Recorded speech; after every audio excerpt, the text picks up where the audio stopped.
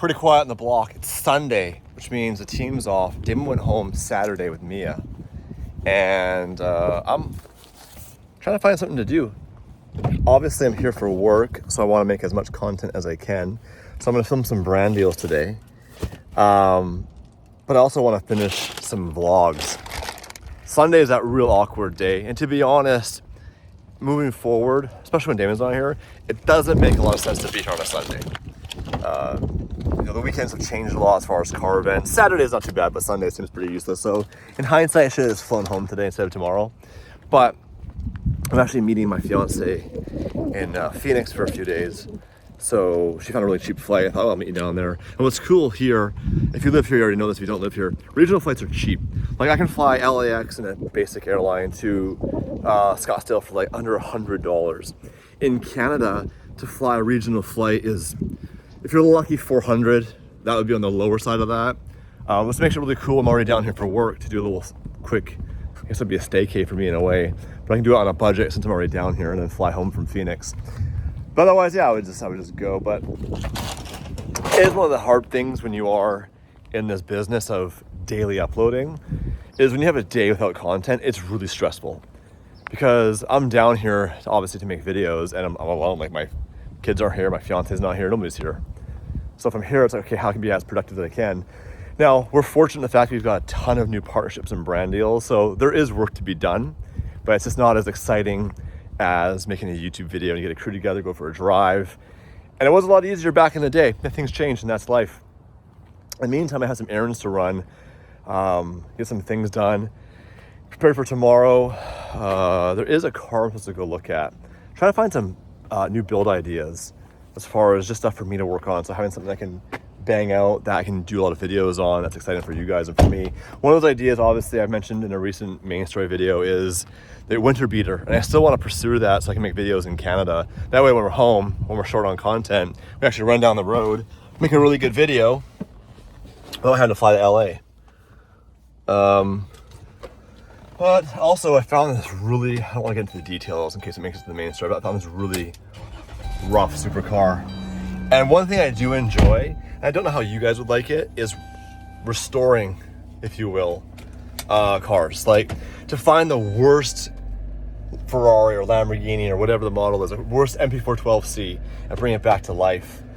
So there's obviously challenges to do rebuilds and crash cars. We've done a bit of that on here, but I'm not sure if you guys are as keen as obviously like say Matt Armstrong's audience. And I think when you build your audience on one thing, it's hard to switch it up. Matt's done an amazing job. He gets crazy views rebuilding, but from day one, that's what he did. Whereas us, we've never been a rebuild channel. So, you know, we have a very diverse audience because we do change it up a lot, obviously with Gumball, which gets a lot, you guys love Gumball videos. Some of our best performing consistent videos are on Gumball. But unfortunately, we can't make videos like that every single day. We need to have a mix up of fabrication in the shop, shenanigans, car shopping, you know, basic modifications, road trips, whether that's locally or somewhere more exotic. That's kind of the whole rhythm of it. Now, if we made one video a week, we could do big, crazy videos, but you guys have really told us that what you love about DDE is daily, and it's obviously in our name. Now, when Damon started the channel, it wasn't about daily uploading. It was about daily driving an exotic car. But now that we're doing daily uploads, it actually goes hand to hand. And I know a lot of you guys, I've talked to a lot of people that have stuff going on in their lives, tough stuff. And having that thing to look forward to every day helps. And that goes far with Damon and I and the whole team as far as like, yeah, we could take a month off. I mean, really, or a week or 2 weeks. We could like, we do whatever we want. We own the company. But we have a responsibility to not only our sponsors, of course, because they have videos they want, but more importantly, you guys wanting to watch the videos. So that's my TED Talk for this Sunday morning. I am headed off to pick up something. I need a new printer for the office and some other boring stuff. And I'll check in with you guys in a bit. I filmed a promo using our studio lights here for a very dramatic effect.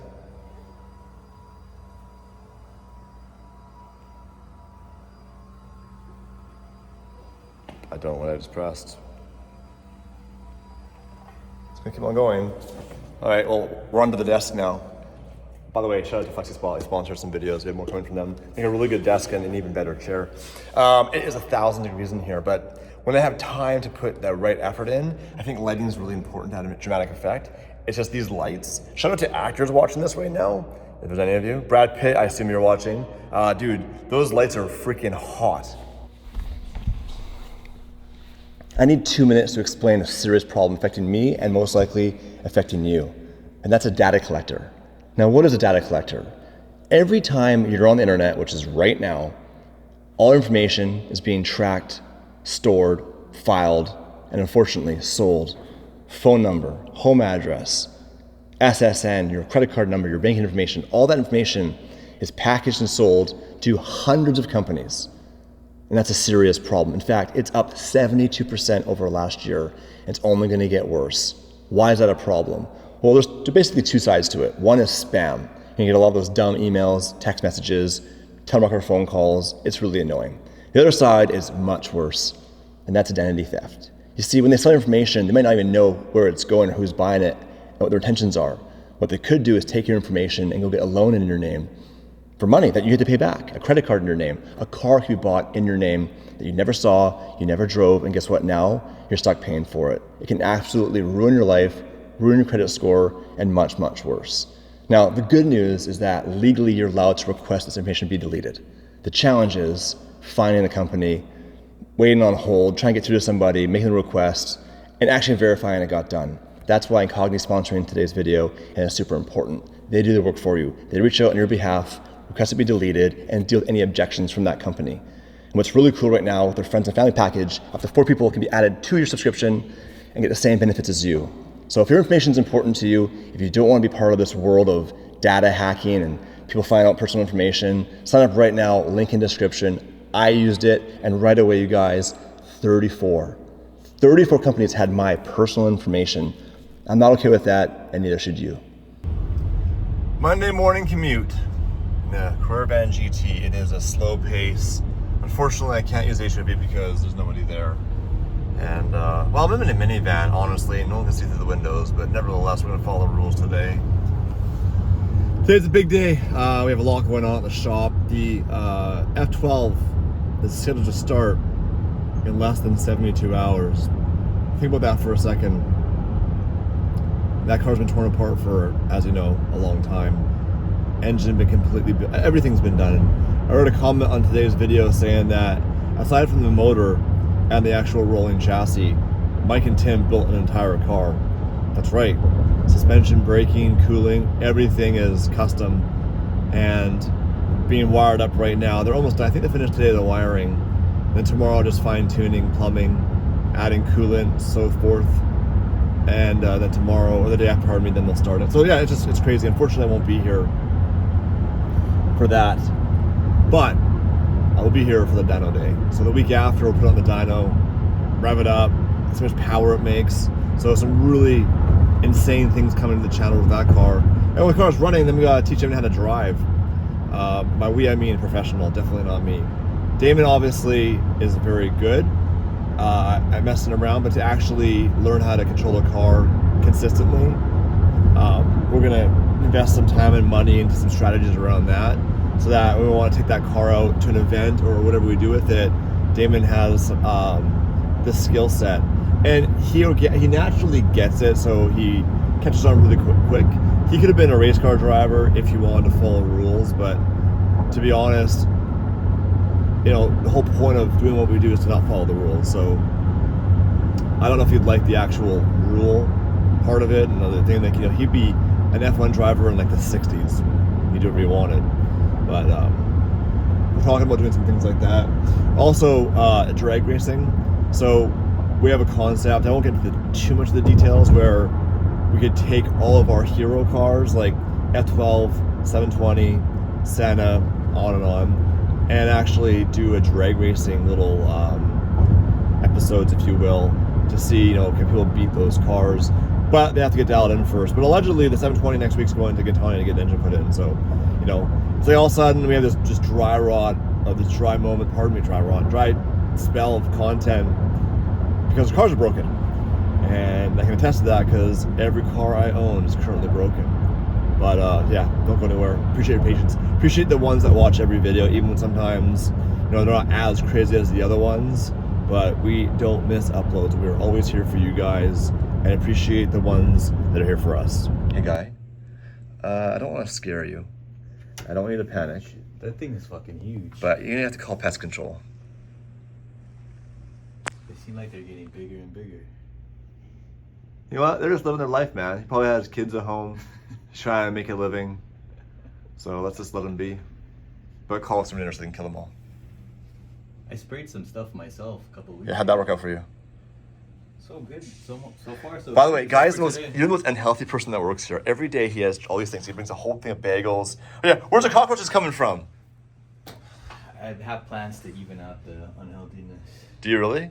By reading Arnold Schwarzenegger? There's no windows in here, so we need oxygen. They create oxygen, cockroaches? Your theory is confusing.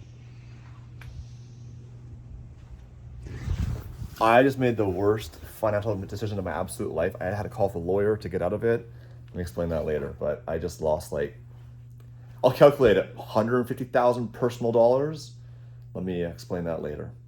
I gotta fly home first to get into it. I've never been to the Admiral Club for American Airlines to fly Air Canada, which is United as their partner. So I'm curious to see how it compares to the United one, because the United one kind of sucks.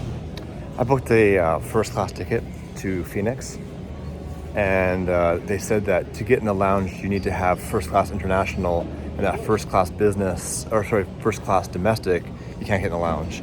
But I could buy a day pass for $79. I'm like, that has to be a pretty crazy experience for $80.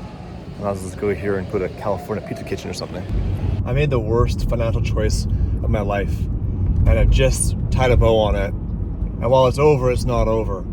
So if you guys recall, I bought and built a townhouse during COVID. I bought it in early 2021, and I didn't move in until late 2022. Now when I bought it, it was obviously, everything was going crazy. Rates were low, and it was hard to buy anything. I wanted to get a home in Nanaimo. But at that time, that's where I spent all my time outside of TDE. So I bought the townhouse, and it was delayed and delayed and delayed, and I made a bunch of videos about that. So without going too far down that story, basically the contractors lied, and then would tell me they needed another 2 weeks, another month, another 2 months. Finally I moved in, the place is a pile of crap.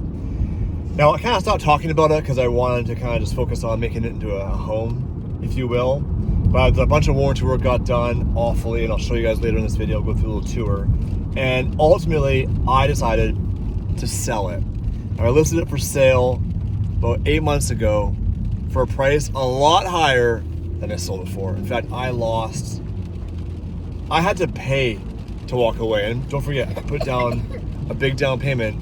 After selling it and commissions and fees and taxes and all the stuff we have from British Columbia, I literally had to pay the bank money to walk away with nothing. And I'll get into the numbers later in this video, but first we'll go there. I'll do a little tour, show you guys around the place, the problems I had with it. Then I'll talk about the numbers and why it was such a horrible, horrible investment. By far my worst ever. They call this beautiful British Columbia. This is the island, and this is what it does majority of the year. It's probably one of the most depressing places on earth, if I'm being really honest with you guys. Almost there. Now, I never mentioned who the realtor was. I don't want to burn them. But there's signs near me that would indicate who it was. That was a listing agent. That was absolutely horrific. Lying, deceitful, all the dirty things that make people not like realtors. But not all realtors are bad. Like anything, not all car salesmen are bad. And at the end of the day, look at that, there's deers. At the end of the day, it's my fault. I made the choice. I could have gotten out of it. I didn't. I stayed the course, and it cost me, it cost me about a Lamborghini. But here we are pulling up now. That's bad. As you can see, there's sold signs. What's wrong, honey? It got wet. Look it. What got wet? Yeah. Oh, you spilled your orange juice? Yes. Pause. And there it is, you guys. There is the townhouse. End unit. She's sold. She's done. Tomorrow's closing date. And it's currently being cleaned, so we're gonna park right here.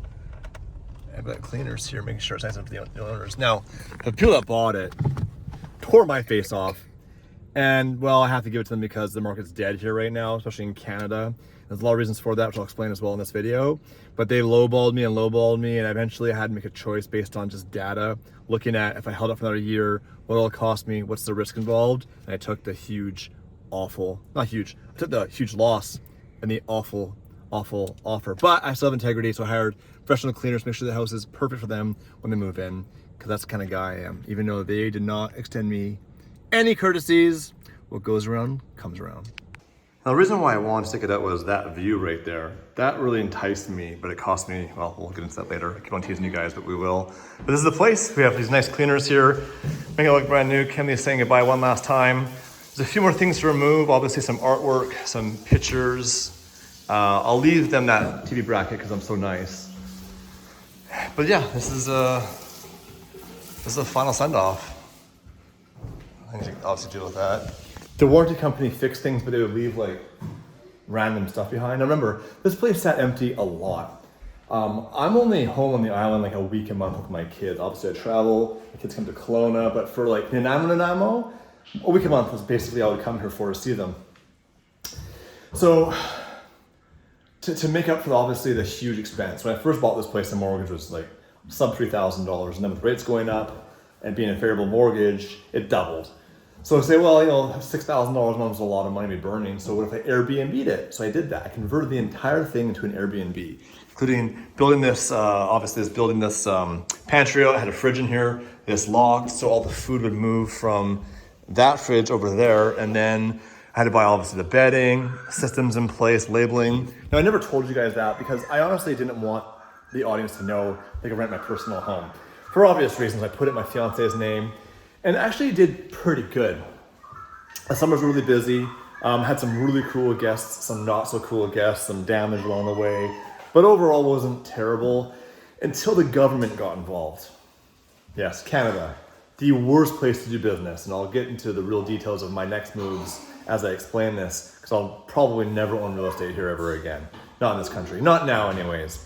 So the government in Canada, because there's a housing crisis, obviously rent's really high, mortgages is really high right now, and there's not a lot of homes for people, but I thought, well, how do we solve that problem?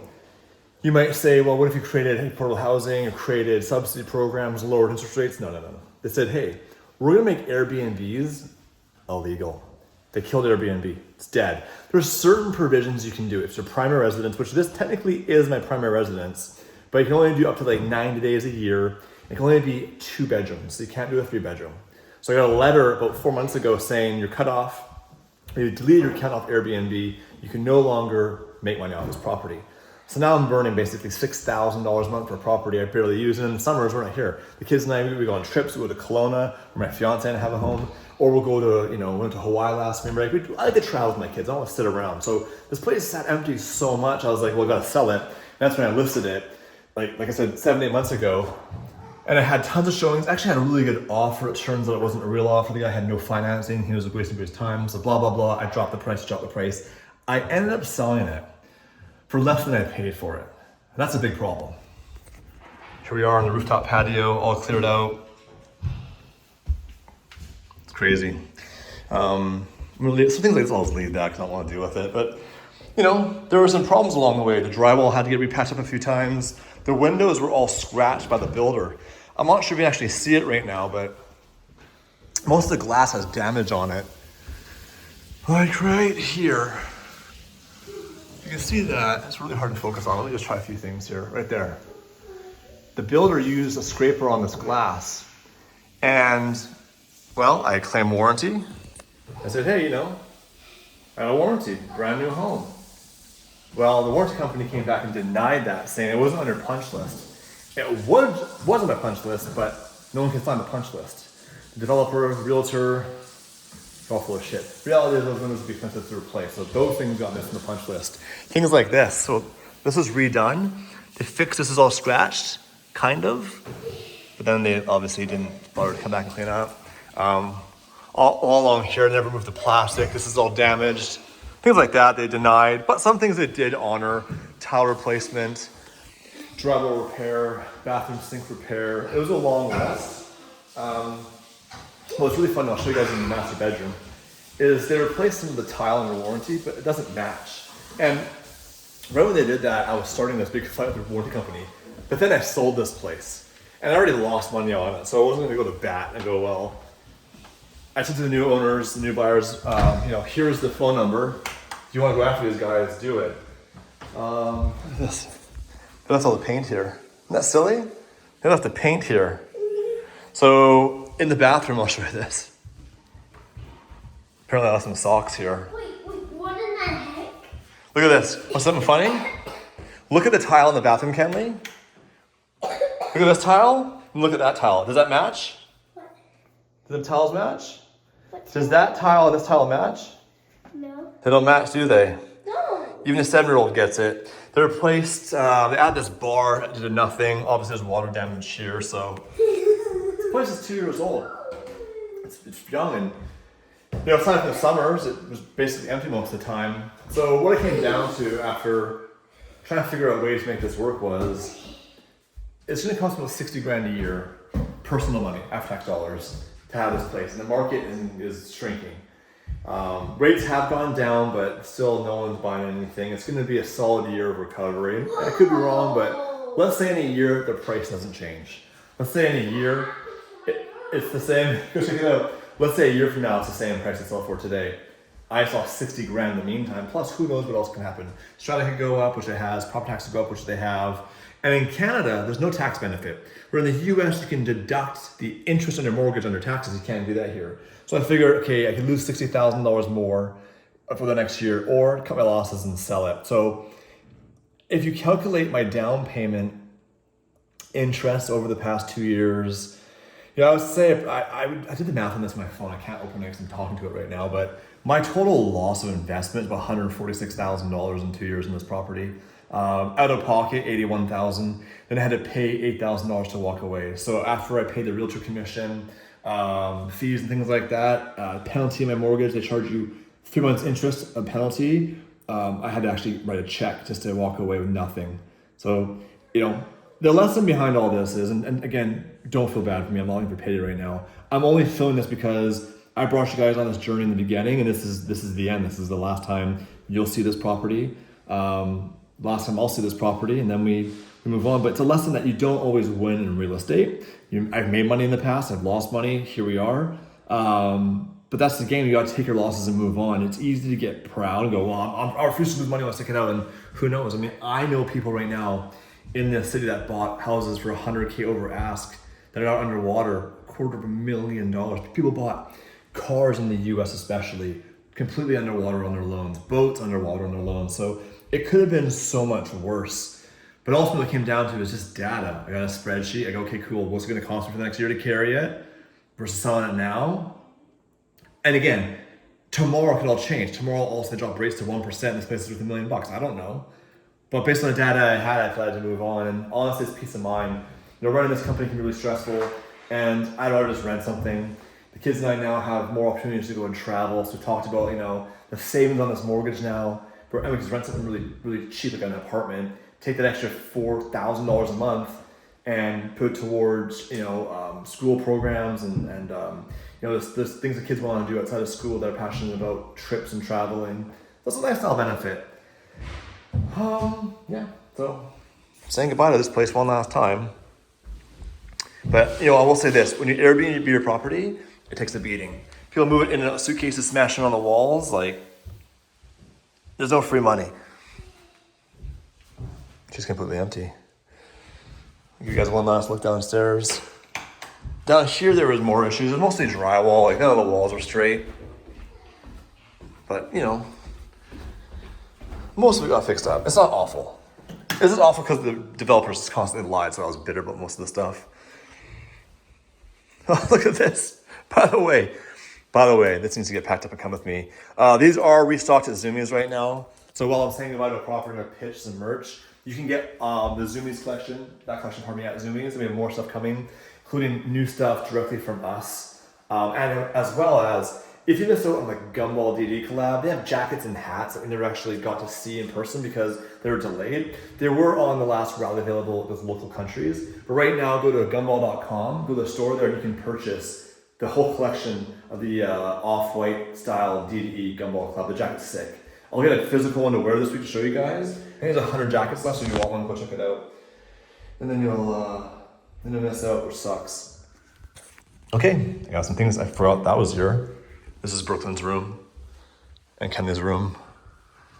Still have that. I don't know why they left that, but yeah. And then there's actually a bunch of damage in here that was never fixed that I'm surprised didn't come up. Maybe it did on the report. They never called me about it, but when I saw the cable, they had to cut holes in the wall. And as a result, sometimes you get some spider activity in here. But like I said, she sold. I lost tons of money. I didn't have a good experience. The positive behind it was I learned a lot. You know, the kids, I guess, didn't really care. Like I told them, so this place, they're like, oh, okay. Not attached to it. You know, obviously they live with their moms majority of the time, so it's not like the home the same way. And that's ultimately what I care about, is like how does this affect the kids, the change in balance. They don't care. They don't care, I don't care. What happened to my bedroom? Oh, I had to sell everything. But don't worry, you've got these plants. Here you go, honey. I love you. That's all you, honey, that's all you. This is all my plants. So Kenley, what if we did this? What if we got a big boat to take in the ocean and we travel around and see all the islands? Would you want to do that one day? No. No, why not? I only want to if we get to sleep on the boat. Yeah, we can sleep on like a boat, you can sleep on a big boat. It has a kitchen on it. The waves might make my tummy hurt. Well, no, we won't go out when it's rough. One thing I talked about, you guys, is now that I don't have this huge financial burden, is doing a boat. Now, obviously we have friends that have big boats, and I wouldn't want a big lake boat. What I do want to get is an axopar, and if you're familiar with them, they're basically a long, narrow hull, and it's a special design, makes it more stable. The one I found that I like is a 28 foot with the aft cabin, twin 200s on it, and it has enclosed cabin, but the roof opens so the doors, and it has a heater and all that stuff. Not obviously a huge like luxury yacht boat, but remember, boats are expensive and I'm new at this. So I thought, how cool would it be for the kids to be able to come, when I come to the island, for example, when we're in Nanaimo, keep it in the ocean here in the winter, and then rather than being stuck here like today, like literally there's nothing to do. Take a boat, go in the ocean, go explore. So I have to learn how to manage and deal with the ocean, which I have very little experience. You know, I act like a moron a lot, and I get that. But the way my brain works is it's mechanical, so I understand things that are real. So I won't sit there with a textbook and learn algebra.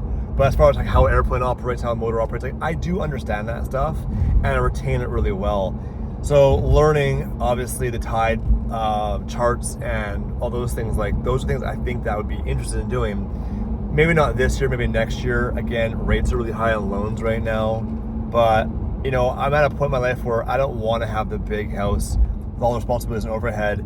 I'd rather keep things really simple and have more experiences, especially with the young ones. Okay, so we're gonna get a boat and you're gonna drive it. I got Kelly holding the camera right now. By the way, daily driver update. I'm currently in my 2014 C300. I bought this as a commuter. The problem is that it constantly has engine issues and problems, and when I need it. So I still want to replace this with something a bit more newer and reliable. Ironically, Ford Raptors have really dropped in price, and it'd be good to have that just for back and forth in the Coca-Cola. Put some snow tires on it, do a big build on it, like just like a, you know, survival mode style would be pretty cool. But I still want an F63, which is the complete opposite. Smart move would be to get like a truck or even an SUV or a diesel truck. Like I said, if I get an Axopar, they're about 8,000 pounds wet with the trailer, which means if I have like a 3/4 ton diesel, I can tow that between the Okanagan and the island, no problem. But then again, I don't really know diesel trucks and what's cool. Obviously, we have that Ram now, but it's a Dually. A Dually makes no sense for daily driving. What do you think, Kenley? What would you do? What would you get for your ultimate daily driver? I don't know. What kind of cars do you like?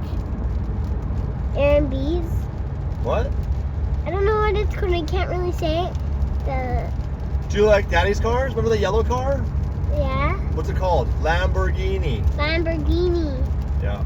I like Lamborghinis. You like Lamborghinis? Yeah, I like golden ones. Oh, well, unfortunately, I haven't told Kenley yet as I unwrapped it. Wait, what? I unwrapped it. Yeah, it's getting a new wrap on it. What do you mean a new wrap? What So is the gold is like a wrap I put on the car, and I took it off, like a big sticker, and now it's gonna get a new color. and it's not gold. It's actually not. It's not a chrome anymore, you guys. But Kenley, I'll tell you off camera. In fact, I'll show you a picture right now, Kenley. But you can't tell the audience, okay? They have to wait. Okay. Tell them they have to wait. You have to wait, audience. Okay, stop recording. Thank you.